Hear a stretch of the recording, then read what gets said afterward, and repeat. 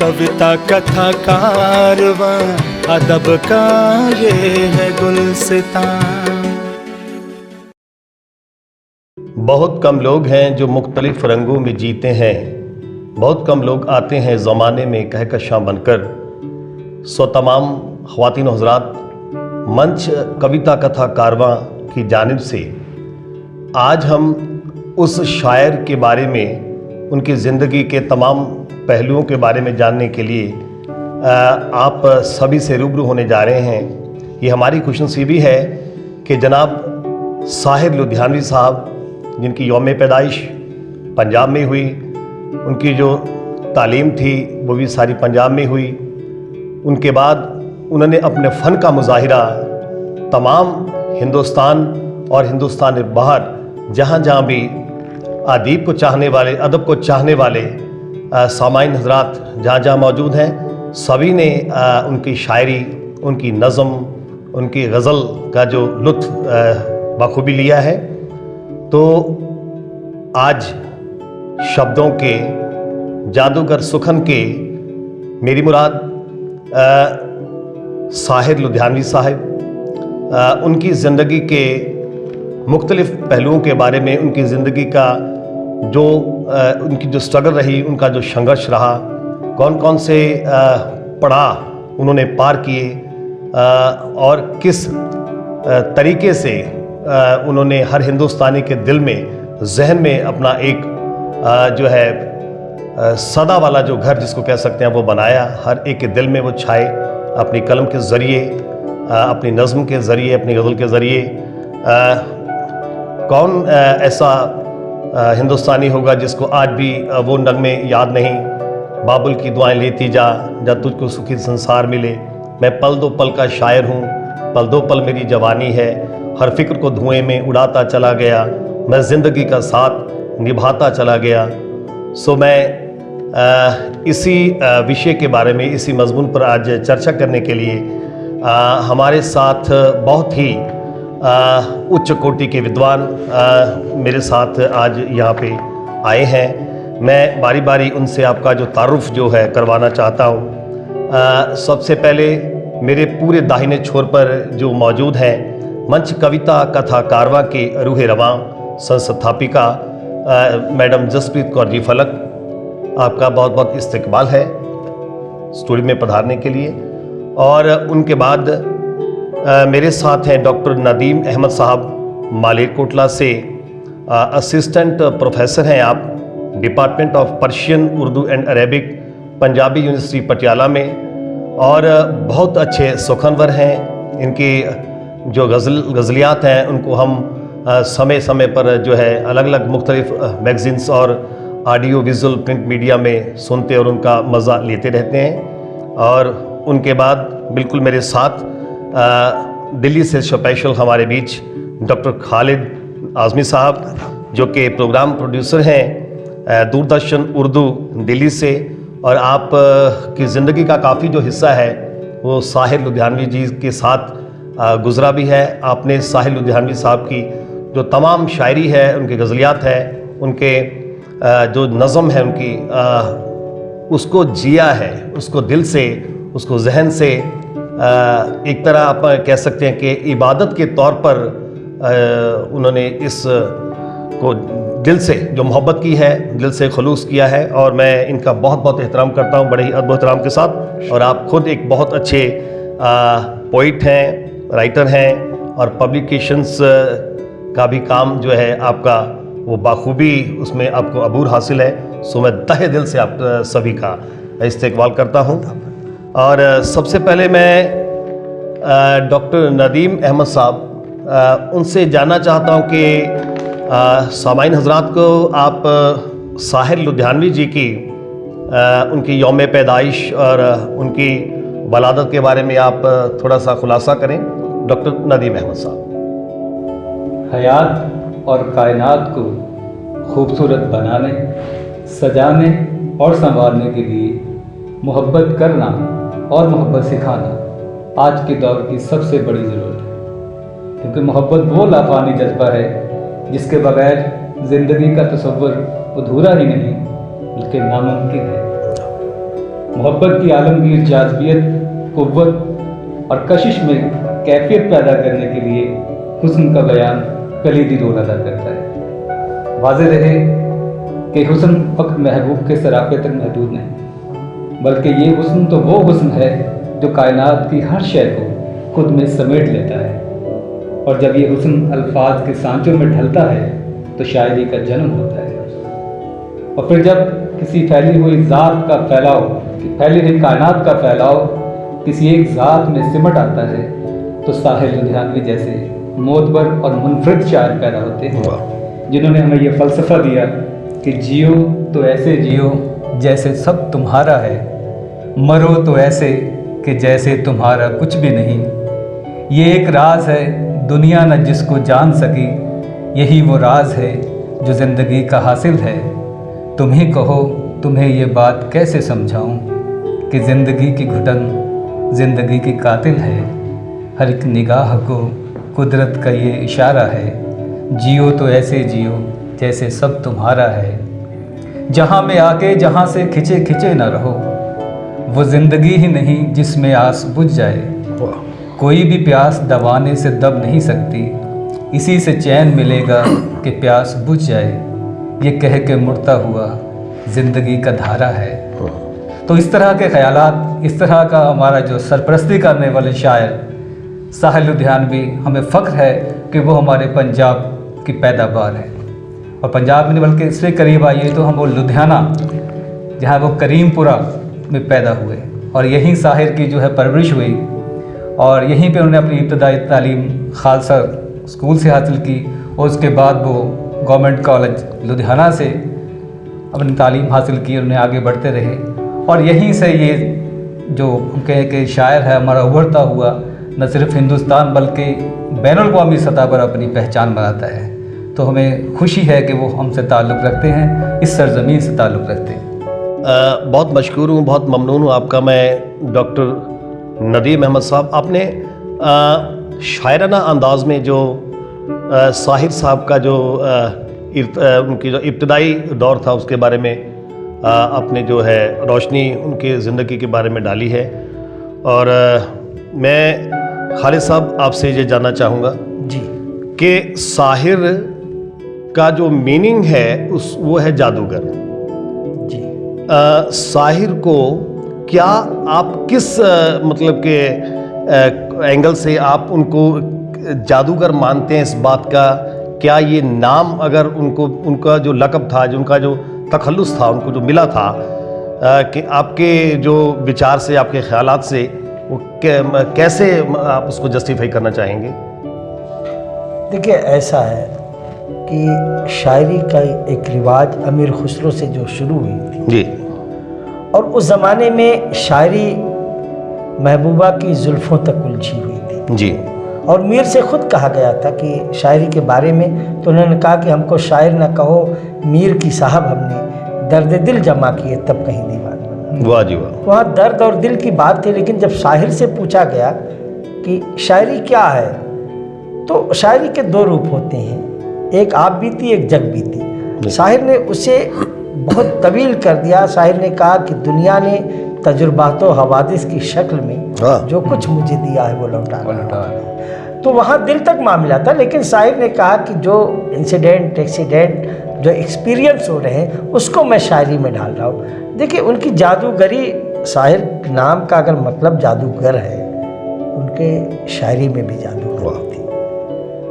और जो जज्बा शाहिर की शायरी में, फिल्में या गैर फिल्में हो, देखिए उनकी पहली किताब तलखियाँ जी, परछाइयाँ, आओ कोई ख्वाब बुने, गाता जाए बंजारा, किसी भी किताब, गाता जाए बंजारा फिल्मी गीतों का कलेक्शन है। जादूगरी अब आप यहीं से देखिए कि उन्होंने लिखा था कि कभी कभी मेरे दिल में ख्याल आता है जी कि ज़िंदगी तेरी जुल्फ़ों की नर्म छाँव में गुजरने पाती तो शादाब शादाब होती। लेकिन जब फिल्म में डाला उन्होंने, उनकी जादूगरी का यही कमाल था कि कभी कभी मेरे दिल में ख्याल आता है कि जैसे तुझको बनाया गया हो मेरे लिए। या वो उनकी नज़्म, एक ऊँचे ए नीलाम घर दिलकशी के, ए लुटते हुए कारवां ज़िंदगी के, कहाँ है मुहाफिज खुदी के, सना खाने तकदी से मशरिक कहाँ है। वाह जी वाह। तो जब इसको फिल्मों में लेना चाहा प्यासा में गुरजत जी ने, तो कहा शाहिर साहब बहुत इल्तिमास कर रहा हूँ कि सना खाने हटा दीजिए। तो शाहिर ने देखिए कैसी जादूगरी जी। की, वो लफ्ज़ हटा के कहा कि जिन्हें नाज है हिंद पे वो कहाँ है, वो कहाँ है, जिन्हें नाज है हिंद पे कहाँ। और इश्क में शाहिर का एहतजाज मौजूदा हुकूमत से भी था, हर जुल्म सितम से था, इश्क की मजबूरियों के माफिक खड़े होते थे, गरीब के साथ खड़े होते थे, और बेवफाओं की मजम्मत भी उन्होंने किया। और उर्दू शायरी में की तारीख़ में कहीं ये रिवायत नहीं मिलती कि किसी ने महबूबा को चैलेंज किया हो, ठीक है तुम छोड़ गई कोई बात नहीं, कि तुम जहाँ भी रहो खुश रहो, लेकिन शायर ने कहा कि तुम अगर मुझको न चाहो तो कोई बात नहीं, वाह, तुम किसी और को चाहोगे तो मुश्किल है। वाह जी वाह। और एक महबूबा को चैलेंज देना, ये शाहिर जैसा शायर, उसकी जादूगरी का किस चीज़ पे नहीं लिखा। लोमम्बा के कत्ल पे नज्म आ रही है, गांधी के लिए नज्म लिख रहे हैं, नेहरू के लिए नज्म लिख रहे हैं, साहिर गरीबों के लिए कि जश्न बपा है कुटियाओं में, ऊंचे ऐवा कांप रहे हैं, मजदूरों के बिगड़े तेवर देख के सुल्ता कांप रहे हैं। वाह। फिल्मों में जो जिंदगी की बातें थी फिल्मी गानों में नहीं थी, वो तो उलझी थी जुल्फों तक, गुलाबों तक, खुशबुओं तक। लेकिन साहिर क्या कहता है कि औरत ने जन्म दिया मर्दों को, मर्दों ने उसे बाजार दिया, और जब जी चाहा मसला गुजरा, जब जी चाहा तो ऐसी ऐसी। अब कितनी तारीफ की जाए, असल में साहिर पे बात करने के लिए ये जो 24 मिनट नहीं होनी थी, कम से कम 24 दिन तक बात हो, तब साहिर के साथ इंसाफ हो सकता है। बिल्कुल। और वो उसने ज़िंदगी में भी समझौता नहीं किया, अगर शायरी में नहीं किया तो ज़िंदगी में अगर समझौता करता तो शायद साहिर का नाम गालिब से भी ऊपर चला गया। और उसूलों से नहीं समझौता किया उस शख्स ने, हमेशा उसका जो मिशन था एहतजाज करना, इनकलाब लाना, उससे साहिर के पैर कभी नहीं आए। शुक्रिया। दौरे हाजिर की अगर बात की जाए तो ऐसे बहुत सारे गुलकार हैं, ऐसे बहुत सारे नगमा गाने वाले जो फनकार हैं। आज हम देखते हैं कि जब वो किसी बात को लेकर रूबरू होते हैं, सामाइन हजरात के रूबरू होते हैं, उनकी जो बातें हैं वो दिल में घर नहीं करती, जहन में बसेरा नहीं करती। मगर अगर उस बात को और उस नगमे की तरफ अगर हम मुड़ें, जो नीलकमल जो फिल्म में वो गाना आया था कि बाबुल की दुआएं लेती जा, जा तुझको सुखी संसार मिले, मैं समझता हूँ कि दुनिया का हर वो पिता, दुनिया का हर वो वालिद जो ये बहुत लाड से, बड़े प्यार से, बड़ी मोहब्बत से अपने घर के बागीचे में फूल की मानिंद जब अपनी बेटी को पालता है, जब उसकी रुखसती होती है तो लाजिम है कि उसकी आंख और उसका दिल जो है वो नम हो जाता है। ऐसी शक्ति, ऐसी जादूगरी जैसे आपने बताई कि साहिर साहब की उनके अल्फाज में थी। और मैं अभी जानना चाहूँगा डॉक्टर नदीम अहमद जी आपसे कि आप कैसे इस बात को जोड़कर देखते हैं कि आज के जो नगमात हैं उनमें ये जो है मतलब कि जिंदा दिली या ऐसी कशिश जो कह सकते हैं वो आज मनफी है, होनी चाहिए। मतलब उनकी जो रिवायत थी वो चलती आ रही है, उसको ज़िंदा रखने में जो आज के जो दौर के जो फनकार हैं वो कहाँ किस हद तक जो है वो कामयाब हुए हैं या नहीं हुए, आप अपनी नज़र से इसको कैसे देखते हैं? जी शाही साहब, देखिए ऐसा है कि अलामा इकबाल ने कहा था कि फूल की पत्ती से कट सकता है हीरे का जिगर। वाह वाह। फूल की पत्ती से कट सकता है हीरे का जिगर, मर्द नादा पे कलाम नर्म नाजुक बेअसर। और शायरी जो है इसका सीधा ताल्लुक जो है हमारे जज्बात, हमारे एहसासात से है, कल्बी वारदात से है। तो अगर किसी इंसान के पास उस तरह के जज्बात नहीं हैं, उस तरह की फीलिंग नहीं है, ख्यालात नहीं हैं, तो वो शायरी को समझने से कासिर है। और ये सेंसिटिविटी जो है मतलब ये खुदा की देन है। कुछ लोगों को आप शेर सुनाएंगे उनके ऊपर से निकल जाएगा, वो कहते हैं क्या है यार। और एक बंदे को आप शेर सुनाएंगे उसकी रूह ताज़ा हो जाती है। तो ये जो दात है, ये जो खूबी है, उसकी देन है। और मुझे लगता है कि इस चीज़ को हासिल नहीं किया जा सकता, ये गॉड गिफ्टेड होती है। या कि ये कि आपका जो माहौल है वो इस पे असरअंदाज होता है। अगर साहिर को इस पहलू में हम देखें, साहिर की पैदाइश जो है एक ज़मींदार घराने में होती है। एक अमीर घराने में होती है, जिसका फादर एक बड़ा शाहूकार बंदा है, उसके पास पैसे दौलत की कमी नहीं है। लेकिन ये साहिर की बदकिस्मती थी कि उसके वालिदैन के बीच में आपसी दरार थी, उनके फादर और उनकी मदर में आपस में नहीं बनती थी। तो इसका असर सीधा बच्चे पे हुआ, क्योंकि जब माँ अपने हस्बैंड से दूर रहेगी तो जाहिर सी बात है कि बच्चा माँ के पास रहता है, वो माँ की तरफ देता है। जो माँ पे जुल्म होता है, माँ जो बर्दाश्त करती है, उसको वो बच्चा भी महसूस करता है। तो साहिर की जो ये की शुरुआत है इसी तरह घुटन भरा माहौल जो था उसमें हुई। और जब कहते हैं कि इंसान पे मुश्किल वक्त आता है ना, तो उसके अंदर सेंसिटिविटी बढ़ जाती है ना। हर बंदा उसको महसूस नहीं कर सकता, लेकिन वो छोटी छोटी चीज़ को महसूस करेगा, छोटे छोटे जज्बे को महसूस करेगा। और जब वो आगे बढ़ता है, ज़िंदगी को करीब से देखता है, तो इन्हीं जज्बात को जीता है वो, है ना। वो ऐसे ही नहीं लिख देता, कोई चीज़ उठाया, कोई कुछ भी लिख दिया, बल्कि उसने वो ज़िंदगी जी होती है। तो साहिर भी वैसा ही फ़नकार है जिसने शायरी को सिर्फ लफ्ज़ों का खेल नहीं है। लफ्ज़ जो हैं देखा जाए तो ये ईंट पत्थर से ज़्यादा हैसियत नहीं रखते, लेकिन जब उनमें जज्बात, उनमें एहसासात उभरते हैं तो वही लफ्ज़ जो हैं हमारे दिल में उतर जाते हैं। तो साहिर के अंदर ये खूबी थी कि एक तो वो जज्बे को शिद्दत से महसूस करना और फिर उसको बेहतरीन अल्फाज के साथ, अच्छे अल्फाज के साथ दूसरे लोगों तक पहुंचाना। तो बात वो जो दिल से निकलेगी तो दिल तक पहुंचेगी।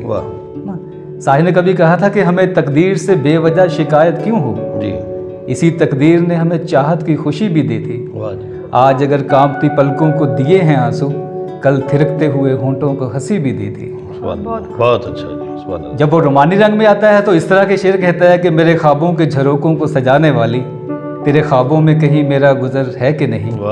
पूछ कर अपनी निगाहों से बता दे मुझको, मेरी रातों के मुकद्दर में सहर है कि नहीं। या वो इस तरह के जज्बात कहता है कि चंद कलियां निशात की चुनकर मुद्दतों महवे यास रहता हूँ, तेरा मिलना खुशी की बात से ही तुझसे मिलकर उदास रहता हूँ। तो अगर इन तमाम अशार पर आप गौर करेंगे तो वहाँ आपको जो जज्बे हैं वो बड़े ताकतवर दिखाई देते हैं। वो चीज़ की महसूसात जो है वो आपको बड़ी उभरी हुई दिखाई देती है।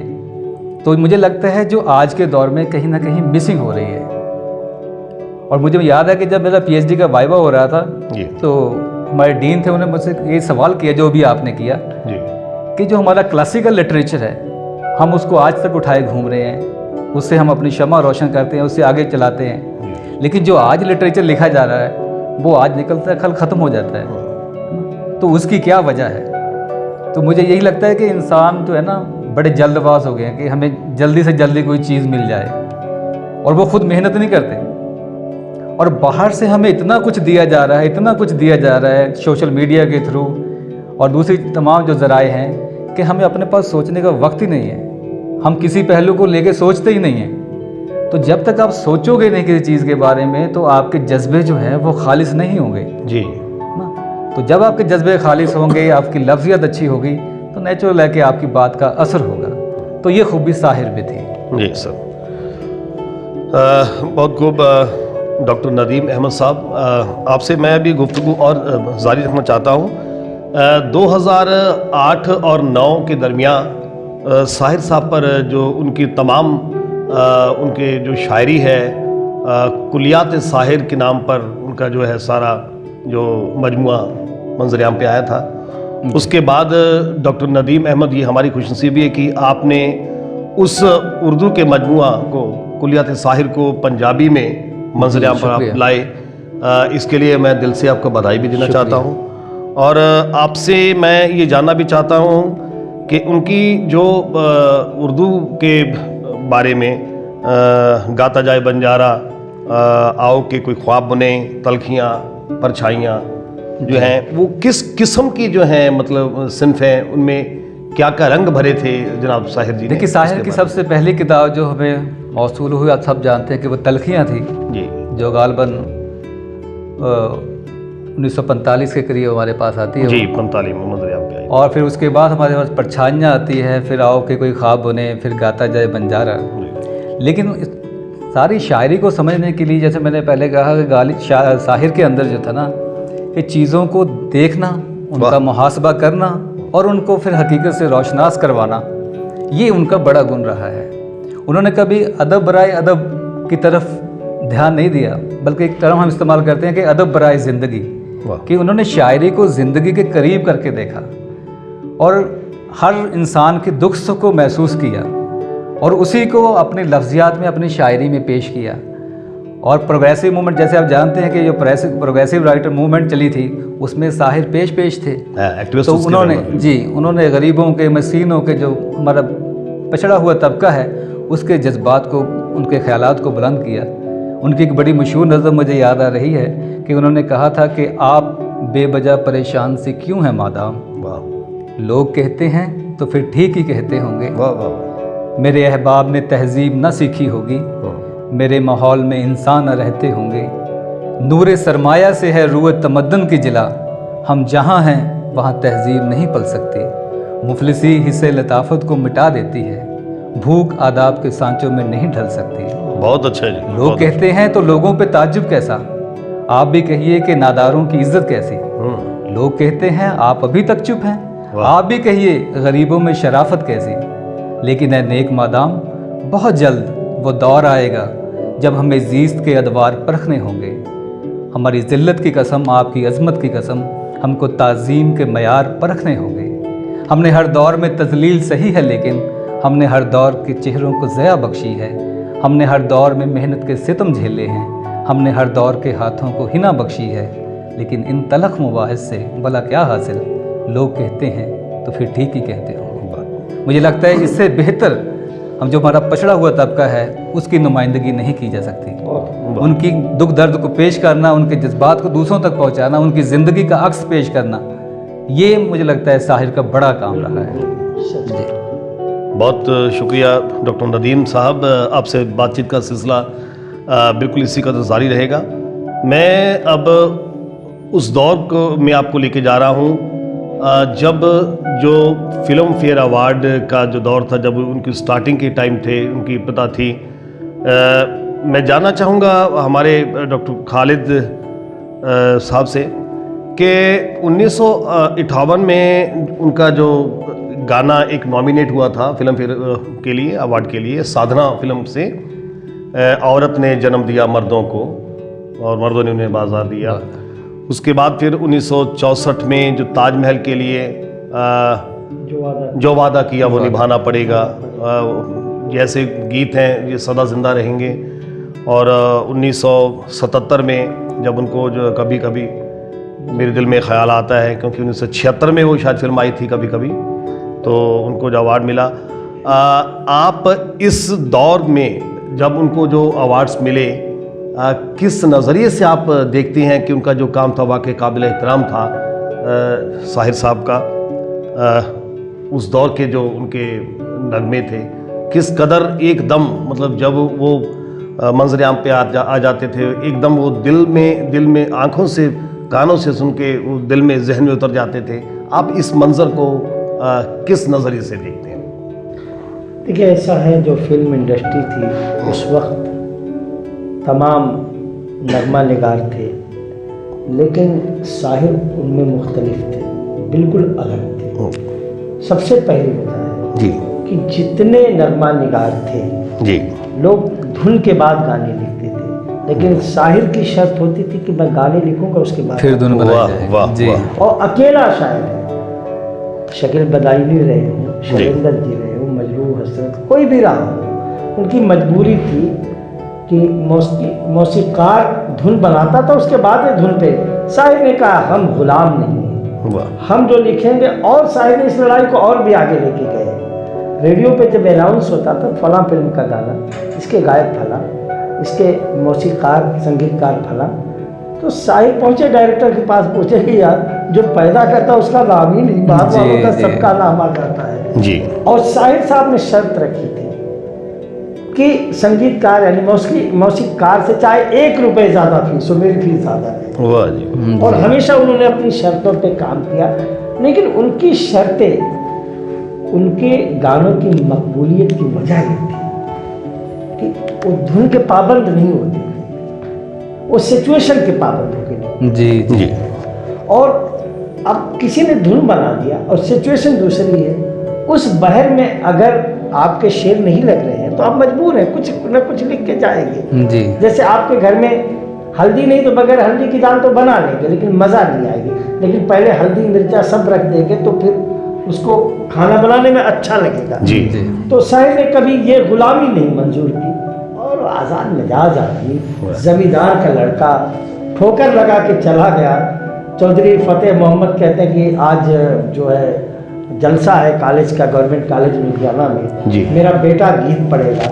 बेटा आता अंग्रेज़ों के खिलाफ पढ़ के चला जाता है, चौधरी साहब नाराज़ होते हैं, कॉलेज से निकाला जाता है और लाहौर चला जाते हैं। सवेरा के एडिटर बनते हैं दिल्ली जी और उसी वक्त हिंदुस्तान तकसीम हो जाता है। जब लुधियाना आते हैं तो पता चलता कि मेरी माँ बंटवारे में उधर चली गई है, भागे पाकिस्तान पहुँचते हैं, पाकिस्तान में माँ मिल जाती है।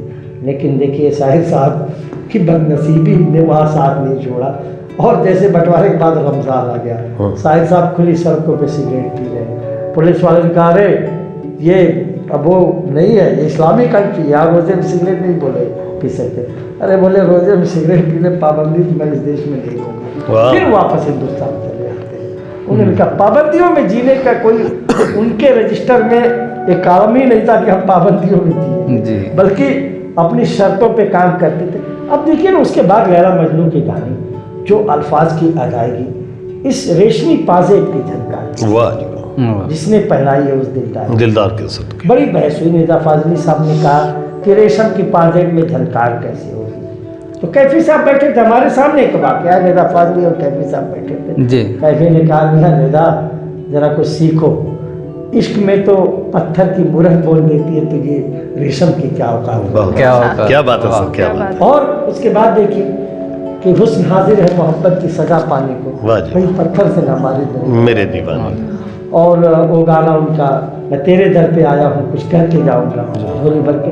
या आपने अभी जिक्र किया था वो फिल्म जो उनकी थी ना ताजमहल, जी जी जी जी, जो वादा किया था निभाना पड़ा। उसी फिल्म का उससे भी बहुत अच्छा गाना, पाँव छू लेने दो फूलों को, वाह वाह वाह वाह जी, वरना तौहीन मोहब्बत, वरना तौहीन मोहब्बत हो। लफ्ज को कैसे पिरोला जाता है।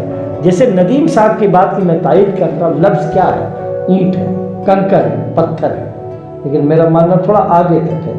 उस ईंट को, कंकर पत्थर को अगर अच्छी सीमेंट और बालू के साथ सजा दिया जाए तो एक अच्छी इमारत बिल्डिंग बन जाएगी। शायर ने उन्हीं लफ्ज़ों को अपनी संजीदगी, अपनी लियाकत और अपनी काबिलियत के सीमेंट और बालू को लगा करके सजा करके पेश किया और यही वजह बनी कि लोग फिल्म फेयर के लिए मजबूर हो जाते थे। अब आप बताइए कि पूरे जब तारीख आप उर्दू शायरी की देखते हैं तो खुसरो कहते हैं कि गोली सुई सेज पे मुख पे डाले केस, चल खुसरो घर आपने साथ तो क्यों गए हो जी। या गालिब जुल्फों की बात किया करते, मीर किया करते, अल्लामा इकबाल किया करते, फैज़ किया करते हैं, लेकिन सब ने मस्तूरात औरतों की बात जी जी, लेकिन शायर ने जिस जुल्फों को कोई सोच नहीं सकता था कि ये भी खूबसूरत हो सकती है। फिल्म नया दौर में दिलीप कुमार की जुल्फों को ऐसा उड़ा दिया, उड़े जब जब जुल्फे तेरी कवारियों का दिल में। शाहिर का फन था और यकीनन शाहिर का फन अकेला नहीं था, शायद इस पंजाब की मिट्टी में बहुत कुछ है जी जी, इसके खमीर में बहुत कुछ है। वाह। बाबा फरीद ने ऐसी ऐसी बातें कही, शायरी में कही, बुल्ले शाह ने कही, सुल्तान बाहू ने कही, और इसी जमीन पर एक हबीब जालिब, हाँ जी, मुनीर नियाजी, अल्लामा इकबाल, अल्लामा इकबाल, अहमद नदीम कासमी, अहमद फराज और अभी मौजूदा सरदार पंछी, कितने नाम है, नुसरत फतेह अली खां, उस्ताद सलामत अली खां, लियाकत अली का पता नहीं यहाँ की मिट्टी के खमीर में कितनी तवानाई है कि इस मिट्टी ने ऐसे ऐसे लालो गोहर पैदा कर दिए। उसी लालो गोहर में हमारे नज़रिए से जो सबसे बड़ा लालो गोहर था वो साहिल गोहर। बहुत बहुत शुक्रिया, बहुत अच्छी जो है जानकारी, बहुत गहर गंभीर जानकारी आपसे हमको मिल रही है डॉक्टर खालिद। जैसे आपने बताया कि वो गुलामाना तबीयत के नहीं थे, उनकी एक आज़ाद तबीयत थी। कहते हैं कि ना वो जो तख्त पाकर बन गए हाकिम तो सदियों के गुलाम, तख्त पाकर बन गए हाकिम तो सदियों के गुलाम, तबीयत जो थी गुलामाना ही रही। तो इसके अलावा अगर वो देखा जाए साहिर साहब का जो उनका तसव्वुर का, जहाँ तक मैं के लिहाज से बात कर रहा हूँ कि चश्मे आज़र हसीन होती है, चश्मे आज़र हसीन होती है, कोई पत्थर हसीन नहीं होता। तो उनकी जो शायरी थी, उनकी जो बात थी, उनकी नज़म थी, उसमें एक ऐसा तसव्वुर था जो कि हम कह सकते हैं कि एक मुर्दा चीज़ में जो जान डालने वाली जो बात शायर साहब किया करते थे। और उनकी बात जो अदब से जो कम प्यार जो करते हैं लोग, उनको काफ़ी देर बाद समझ आती थी, फिर वही लोग अदब सनाश हो जाते हैं और अदब से बेइंतहा मोहब्बत करने लग जाते हैं। ये साहिर साहब की जो बात में एक मैं मानता हूँ अलग किस्म की जो कशिश थी। और जैसे कि आपने बताया कि उनका जो रहन सहन, जो उनका अंदाज़ था वो मुख्तलिफ था, वाकई में मुख्तलिफ था। और पंजाब की जो ज़रखेज़ मिट्टी से उनका वाबस्ता था। वाकई ये बात जो है आपने वाजिब फरमाई कि यहाँ से बहुत सारी जो गौहर हैं वो अदब की दुनिया में गए हैं और अदब के लिए उनकी जो खिदमात हैं वो वाकई काबिल एहतराम हैं।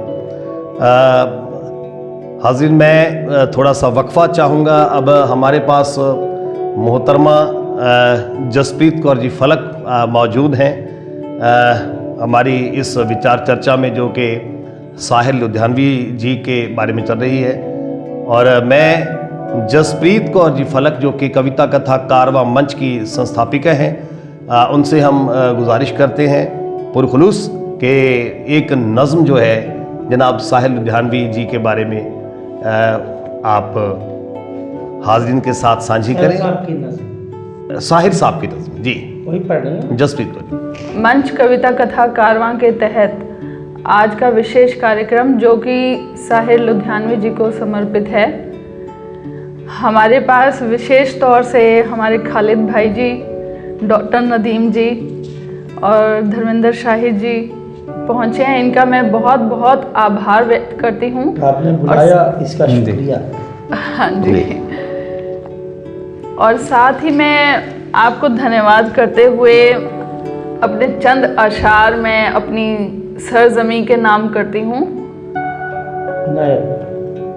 फिक्रो फन की मैं एक नाजुक डाली हूँ, फिक्रो फन की मैं एक नाजुक डाली हूँ, चढ़ते सूरज की मैं पहली लाली हूँ। वाह, बहुत अच्छा।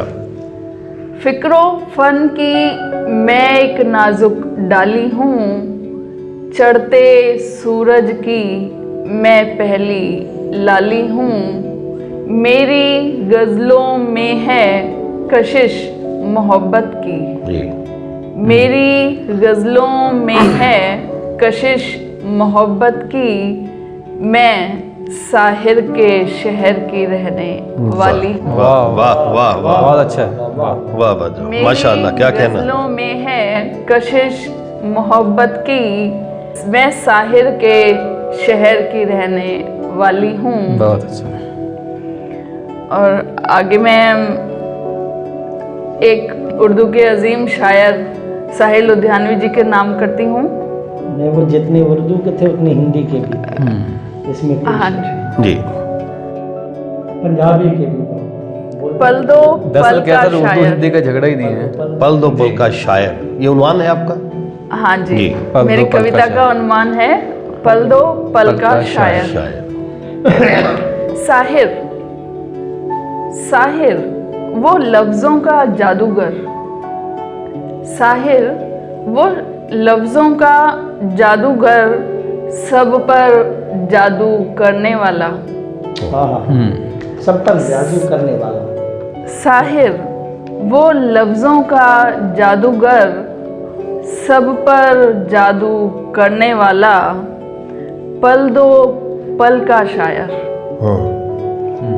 वो मतवाला, हाँ हाँ, वाह वाह वाह। वो मतवाला, उसने सहे कभी वक्त, उसने सहे कभी वक्त, कभी बाप के सितम, यहीं से बन गया उसका विद्रोही कलम, यहीं से बन गया उसका विद्रोही कलम। कौन भूल सकता है, कौन भूल सकता है उसकी जिंदगी की तलखियाँ। जी। कौन भूल सकता है उसकी जिंदगी की तलखियाँ। कौन भूल सकता है उसके तसव्वुर से उभरती परछाइयाँ। हालांकि हमारे शहर ने उसे कुछ ना दिया, हालांकि हमारे शहर ने उसे कुछ ना दिया सिवाय रुसवाई और धोखे के। फिर भी उसने लगा रखा अपने सीने से इस दयार का नाम। उसके गीतों की सादगी, उसकी नज़्मों की गहराई हर एक दिल पर आज भी है छाई। उसने कहा आओ कोई ख्वाब बुने। उसने कहा आओ बुने, कोई ख्वाब बुने, जिंदगी के लिए, किसी के लिए। वाह। जिंदगी के लिए, किसी के लिए यह ख्वाब बुना, यह ख्वाब बुना कभी अमृता प्रीतम ने, कभी सुधा मल्होत्रा ने। ये ख्वाब बुना कभी अमृता प्रीतम ने, कभी सुधा मल्होत्रा ने। मगर अधूरे मिलन की तड़प में वो जिंदगी का साथ निभाता चला गया। मैं जिंदगी का साथ निभाता चला, हर फिक्र को धुएं में उड़ाता चला गया। बहुत अच्छा जी। उसने तमाम उम्र तलखियों का जहर पिया।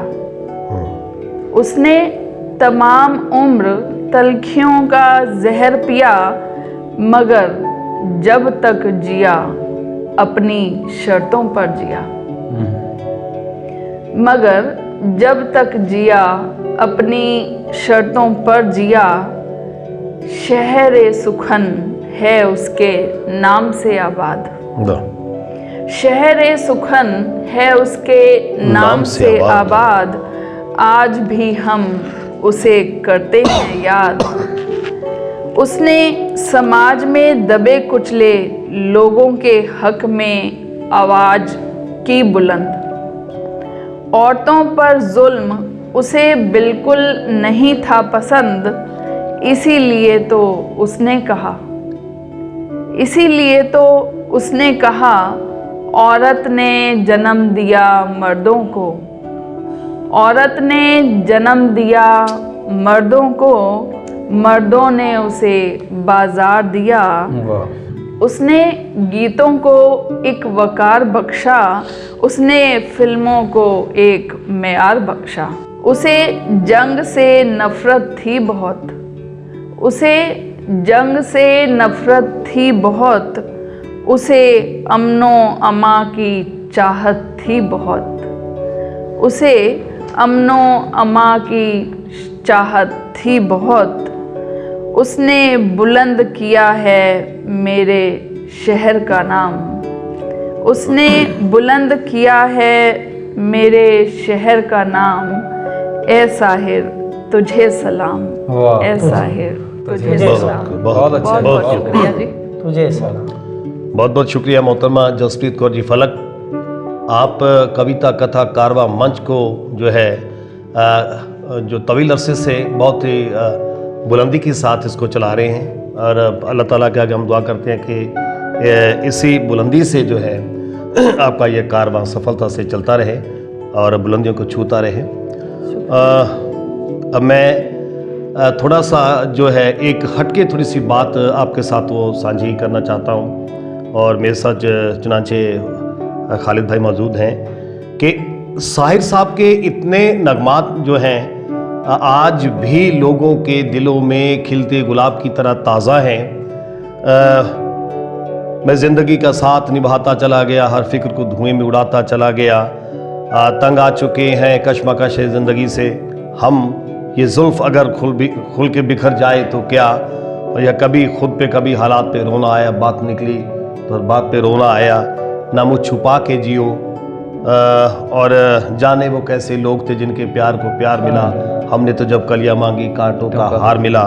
और एक वो गाना जो मेरे दिल के बहुत करीब है कि देखा है ज़िंदगी को कुछ इतना करीब से, चेहरे तमाम लगने लगे हैं अजीब से। मैं खालिद साहब आपसे ये जानना चाहता हूँ ख़ुसूसी तौर पर कि जब साहिर साहब की कलम से ये जादू नुमाया होता था, और उनकी जो पूरी टीम हुआ करती थी, ख़ास तौर पर जयदेव साहब जो संगीतकार रहे, और विजय आनंद साहब जो थे डायरेक्टर रहे हम दोनों के, और जो मोहम्मद रफ़ी साहब जो आवाज़ के जादूगर जिनको कहा जाता है, इनकी टीम में कैसा सेटअप था, इनका जो आपस में कैसे इनके ताल्लुकात थे, उनके बारे में थोड़ा उस दौर के बारे में थोड़ा सा रोशनी आप डालें खालिद साहब। देखिए, ताल्लुकात उनके जयदेव साहब का नाम लिया, मदन मोहन साहब के साथ जी जी जी, और सबसे ज़्यादा ओपी नैयर साहब के साथ। ओपी नैयर साहब के साथ, ठीक है। मैं नाम तो नहीं लूँगा, एक म्यूजिकार बहुत मशहूर हुए फिल्मी दुनिया में, नाम लेना मुनासिब नहीं है। साहिर साहब फिल्मिस्तान स्टूडियो से निकल रहे थे, एक साहब उनकी गाड़ी के आगे सो गए जाकर के। साहिर साहब ने कहा, भाई क्या हो गया, अगर मरना तो मुझे क्यों गुनहगार बना रहा है तू? उठे पंजाबी लहजे में बोले मैं तो आटो कर। बोले हुआ क्या? बोले मैं खाना लेकर। ड्राइवर से बोले गाड़ी में बैठा लिया और ले चलिए, सबसे अच्छा। बोले ना, खाना नहीं, पूरे खाने का इंतज़ाम होना चाहिए मेरे बच्चों के लिए, हमेशा के लिए, नौकरी चाहिए। साहिर साहब ने कहा कि आपको कुछ आता है? बोले ना। बोले मौसीकी? तो बोले हाँ, उसका शौक़ है। साहिर साहब ने गाड़ी घुमाई और उनको ले गए स्टूडियो। ओपी नैयर साहब रिकॉर्डिंग कर रहे थे। बोलो भाई नैयर, बोले एक साहब को लाए, उनके नौकरी पर रख ले, ये मौसीकी की बड़ी। तो नैयर साहब ने पूछा कि आप क्या बजाते? बोले जी मैं कुछ नहीं बजाता हूँ। तो साहिर साहब ने पूछा कि मौसीकी का शौक? मैंने कहा हाँ, मैं बजाना कहाँ जानता हूँ, शौकीन हूँ। तो नैयर साहब ने कहा, साहिर साहब कहाँ से आए? अरे बोले यार ज़रूरतमंद आदमी है, कुछ नहीं तो गुड़वा बजवा देना, रख लीजिए। ये तो इंसानियत और बहुत बड़े मौसीकीकार है, अभी जिंदा है, नाम लेना किसी की रुसवाई करना अच्छा है। जी। तो साहिर का ये जज्बा था। और रफ़ी साहब तो कहते थे कि मेरे जो आवाज़ है वो साहिर साहब के नगमों के लिए ही बनाई। अरे वाह, बहुत अच्छी बात। और तमाम लोग ऐसे थे। राजेंद्र कुमार साहब ने कहा कि मैं साहिर साहब के अलावा किसी का गाना मेरे ऊपर नहीं फिल्माया जा सकता। शम्मी कपूर साहब ने कहा। तो एक टीम थी इनकी, और उस टीम में देखिए टीम का हिस्सा जो थी वो आशा जी थी जी, लता जी तो कभी, सुधा मल्होत्रा जी, बहुत लोगों ने गाया, और एक उनका और नाम हमें भूल रहा है उस जमाने में, और भी गाती थी लोग, लेकिन सबसे ज़्यादा आशा जी और रफ़ी ने उनके गानों को गाया। देखिए उनके गाने को मौसीकी हर मौसीकार देना चाहता था, हर गुलकार गाना चाहता था, हर फिल्म प्रोड्यूसर अपनी फिल्म में रखना चाहता था। उसकी ख़ास वजह है, नदीम साहब बैठे हैं बहुत लियाकत वाले, उनके सामने मैं तो अभी तालिबे इल्म नहीं सर, कि नदीम साहब बैठे हुए हैं कि शायरी जब चलती है तो मीर क्या है, दिल के शायर हैं, गालिब फ़लसफ़ा के शायर हैं, इकबाल परवाज़ के शायर हैं, फैज़ इनकलाब के शायर हैं, साहिर मजलूमों के शायर हैं, और अकबर इलाहाबादी मज़ाहिया शायर है। लेकिन साहिर मुकम्मल हर शायरी को जानते थे। इसकी मिसाल है प्यासा फिल्म में जो कॉमेडी का गाना आज तक कोई नहीं लिख पाया, सर जो तेरा चकराए, आजा प्यारे पास हमारे, आजा प्यारे प्यास हमारे, काहे घबराए। आप बताइए, मज़ाहिया के अलग शायर होते थे, लेकिन साहिर ने जब मज़ाहिया लिखा तो ऐसा गाना, और वो गाना वाकई में जैसे जानी वाकर के लिए ही बनाया गया था। साहिर साहब, हमने पहले भी कहा था, सिचुएशन देखते थे, किरदार देखते थे, तब गाने, और इसलिए वो कहते थे कि मैं पहले गाने लिखूंगा। और मेरे ख्याल से हिंदुस्तानी अदब की, हिंदुस्तानी शेर सुखन की तारीख में उर्दू को अलग मत मानिए, सब एक ही हैं, उर्दू, हिंदी, पंजाबी, सब हिंदुस्तान की ज़बानें हैं। अगर शायरों की बात की जाए तो नजरुल हसन, काजी नजरुल हसन इतना बड़ा शायर, जी बंगाली में तो वो हमसे अलग नहीं होता। पंजाबी का शायर हमसे अलग नहीं होता। हम जो है बाबा फरीद को अलग नहीं कर सकते, जी। वो हमारे हिंदुस्तानी ज़बान के शायर हैं। तो हिंदुस्तानी ज़बान, हिंदुस्तानी शेर व शायरी के तारीख में 2 शायर ऐसे हमने देखे जिनके मरने के दिन जितने बीतते जाते उतने मशहूर होते। एक गालिब और दूसरा साहिर। अब साहिर साहब पे बायोपिक बनने जा रही है। बड़े फिल्म प्रोड्यूसर हमसे लोगों ने राब्ता किया बहुत कि साहिर पे बायोपिक, जैसे मंटो पे अभी आई है। जी तो हम तो ये कह रहे हैं कि साहिर सिर्फ पंजाब के नहीं है सर। पंजाब वाले सुन रहे होंगे। साहिर इश्क हो जाए किसी से कोई चारा तो नहीं, सिर्फ मुस्लिम का मोहम्मद पे इजारा। वाह जी वाह वाह। सिर्फ पंजाब का इजारा नहीं है, वो हमारे मुल्क की धरोहर है। और हमारे मुल्क नहीं, हमारे बैरूनी मुल्क की भी धरोहर है। बैरूनी की भी। और पाकिस्तान की जो शायरी है उनकी शायरी से रोशनी हासिल करके की गई है। तो पाकिस्तान, हिंदुस्तान, बड़े सगीर का शायर साहिर, हम तो उसके लिए यही कहेंगे। लोग कहते उर्दू मिट रही, नहीं, साहिर के लोग बैठे तो हैं। क्या इसमें से कोई कहेगा कि उर्दू मिटने देगी? आप मैडम, आप मिटने देंगे उर्दू? नहीं, कभी नहीं। मुल्क में रहते हैं तहजीब बचाने वाले, वाह खुद ही मिट जाएंगे उर्दू को मिटाने वाले, वाह। और जान दे करके बचाते रहेंगे उर्दू को जब तक जिंदा है साहिर के घराने वाले। वाह वाह। बहुत अच्छा जी, वाह घराना बहुत उर्दू को बचाएगा। सर, आपकी बात को बढ़ाते हुए थोड़ा सा मैं इस पे ऐड करूं जी। कि उर्दू जो हम कहते हैं ना कि उर्दू है, ये हिंदी है, मैं कहता हूं दरअसल ये उर्दू हिंदी नहीं है बल्कि ये हिंदुस्तानी है। हिंदुस्तानी ज़बान। ये हिंदुस्तानी है। पैदाइश जो और है। इस ज़बान की खूबी है कि कश्मीर से लेके कन्याकुमारी तक ये बोली और समझी जाती है।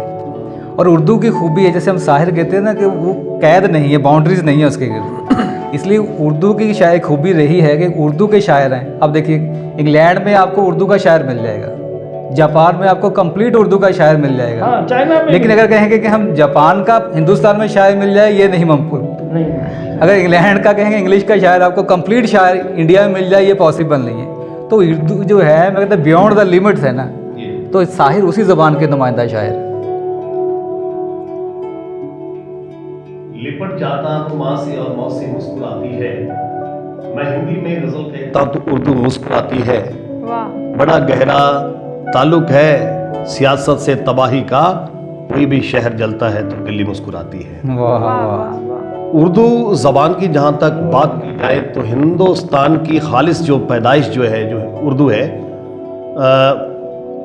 नदीम साहब, एक अजीब जो वाक़या साहिर साहब के जो आखिरी दिनों में हुआ, वो था जो उनका गुलजार साहब के साथ जी। और कृष्ण चंद्र जो कि बहुत ही प्रख्यात जो नॉवलिस्ट हुए हैं, इनके अलावा जावेद अख्तर साहब, उनके साथ उनका जो अंतिम समय था, आखिरी समय था जो उनके साथ बीता।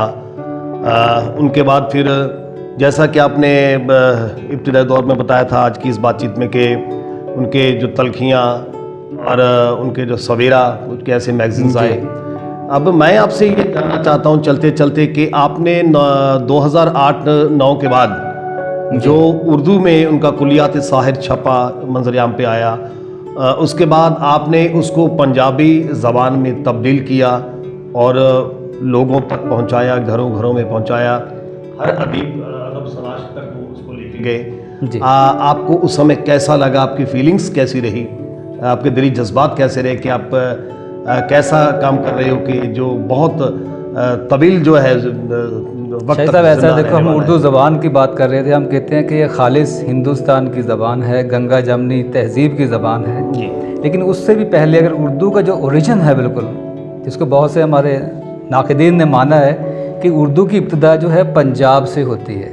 प्रोफेसर महमूद शिरानी की किताब पंजाब में उर्दू ना, और उसके बाद महिउद्दीन ज़ोहर साहब ने किताब लिखी थी इंडियन लिंग्विस्टिक्स।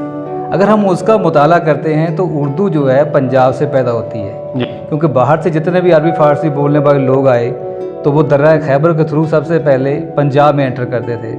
यहाँ पे जो अरबी फ़ारसी है वो पंजाबी, बांगड़ू, खड़ी बोली, ब्रिज भाषा, इन ज़बानों में से आपस में मिक्स होती रही। तो यहाँ से जो नई ज़बान पनपी उसको हम उर्दू कहते हैं। फिर यहीं से ये ज़बान दिल्ली की तरफ धीरे धीरे बढ़ने लगी और इसकी दक्कन तक पहुंचते हुए जाके गोलकुंडा वो सारा जो है इसकी डेवलपमेंट होती है।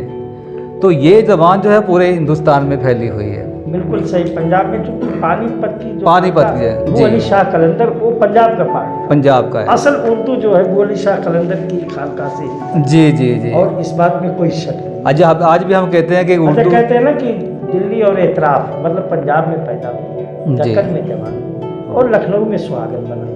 जी जी जी। उसके जो बड़ी सलासत नफासत है वो लखनऊ में डाली। जी।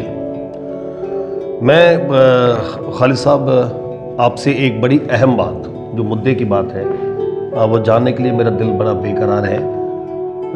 जैसे कि अभी अभी नदीम साहब बता रहे थे कि ये खालिस पैदाइश है हिंदुस्तान की, और धीरे जब अमीर खुसरो का वक्त था, जब वक्त जिनको हिंद का तोता कहा जाता है अमीर खुसरो को, कि उनका जो तमद्दन था फारसी से था, और धीरे धीरे उन्होंने फिर ब्रज भाषा या अवधी भाषा को मिक्स करके कुछ ऐसी गज़लियात या ऐसी नज़में कही, ज़िहाल मस्किन बकुन बरंजिश, जो जैसे नैना बनाए बतियाँ, सखी पिया को जो मैं न देखूं कैसे गुजारूं। जी।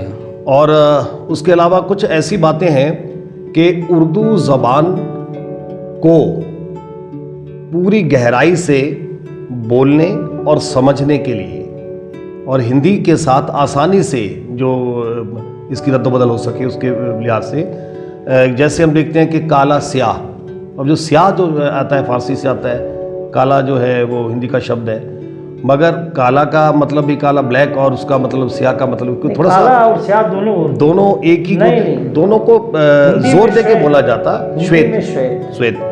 काला स्याह तो दोनों उर्दू। तो हम ये जानना चाहेंगे आपसे कि आज की जो नई पीढ़ी है, आने वाली नस्ल है, आप लैंग्वेज के मद्देनज़र आप उनको क्या जो मैसेज है कन्वे करना चाहते हैं? जैसे कि साहिर साहब ने जो तमाम उम्र जो थी अपनी उर्दू को दी, उर्दू ज़बान को दी, और जो है पंजाब की मिट्टी का जो उसकी महक है दूर दूर तक वो लेके गए, जो आज भी सभी दिलों में ज़िंदा है, हर एक मन में ज़िंदा है, कि आप जो नई पीढ़ी है, आने वाली पीढ़ी है, उसको क्या मैसेज आप कन्वे करना चाहते हैं, ख़ास करके ज़बान व अदब के बारे में? देखिए, पंजाब जो है अदब का, तहजीब और सकाफत का मरकज़ हमेशा से रहा है। जी। इसमें कोई शक नहीं। चाहे पटियाला घराना बड़े गुलाम अली खां साहब, या शाम चौरासी सलामत अली खां, सदाकत अली का, या जालंधर से नुसरत अली ठीक। का, और रोहतक से साबरी बर्दर्स, जी जी। वो भी पंजाब का पार्ट था। तो पंजाब में तीन चीज़ है। पंजाब एक स्टेट, जी पंजाबी यहाँ के लोग, जी। पंजाबी है। जी पंजाब पंजाबी पंजाबी है। जी। पंजाब तो नक्शे के अंदर आ गया, पंजाबी जो उस नक्शे में रहता है। लेकिन पंजाबियत क्या है? पंजाबियत एक कल्चर है, जी, तमद्दन है, एक सकाफत है। ये तो पंजाबियत में यहाँ के खाने कैसे होंगे, यहाँ के कपड़े कैसे होंगे, यहाँ की तहजीब कैसी होगी, यहाँ की ज़बान कैसी होगी, और उर्दू मुकम्मल तौर पर पंजाबियत का आज भी हिस्सा है। वाह। और मैं सिर्फ ये कहना चाहूँगा कि अपनी उस विरासत को हमारे पंजाब के लोग संभाल के रखें। हम तो लखनऊ वाले हैं, आपके यहाँ से गई थी, हमने उसे श्रृंगार करके दुल्हन बना दिया है। औलाद तो आपकी है, आप उस सवाल पर आप उसकी परवरिश करिए और ऊपर चलिए। सो बहुत बहुत शुक्रिया मैं अदा करना चाहता हूँ सभी सामाइन हजरात का, जिन्होंने बहुत ही संजीदगी के साथ और बड़े ही दिल के साथ जो आज की जो ये गुफ्तगू रही, जिसमें बतौर हमारे साथ खसूसी मेहमान जनाब डॉक्टर नदीम अहमद साहब, यूनिवर्सिटी पंजाबी पटियाला से, जो कि लेक्चरार हैं उर्दू के, और ख़ुद बहुत अच्छे जो हैं सुखनवर हैं, पब्लिशर हैं, हमारे बीच आज अपना बहुत कीमती वक्त निकाल के आए। उनके अलावा जो डॉक्टर खालिद आज़मी साहब हमारे साथ मौजूद हैं, दिल्ली से हमारे साथ जुड़े हैं। ये हमारी उनको ज़रा नवाज़ी हमारी कि उन्होंने अपना वक्त निकाला, और जनाब साहिर साहब के वो पहलू जिनके बारे में काफ़ी कुछ अभी अनछुआ था, अनजाना था, उनसे हमें वाकिफ़ करवाया आपने। तहे दिल से आपके शुक्रगुज़ार हैं हम, दिल की गहराइयों से आपको धन्यवाद कहना चाहते हैं। और खासतौर पर मैं मैडम जसप्रीत कौर फलक मैं कविता कथा कारवां जो बहुत ही सफलता से मंच को चला रही हैं, उनका बहुत बहुत धन्यवाद करना चाहते हैं। उनके बहुत बहुत शुक्रगुजार हैं जिन्होंने बहुत ही अच्छा और बहुत ही तंदुरुस्त माहौल में जो ये आज की जो थी इसको मुनक्किद करने में हमारी बहुत ही अहम जो है मदद की है, उसके लिए आपके शुक्रगुजार हैं। आप तक सभी का मैं बहुत बहुत शुक्रिया धन्यवाद। कविता कथा कारवां अदब का ये है गुलसितां।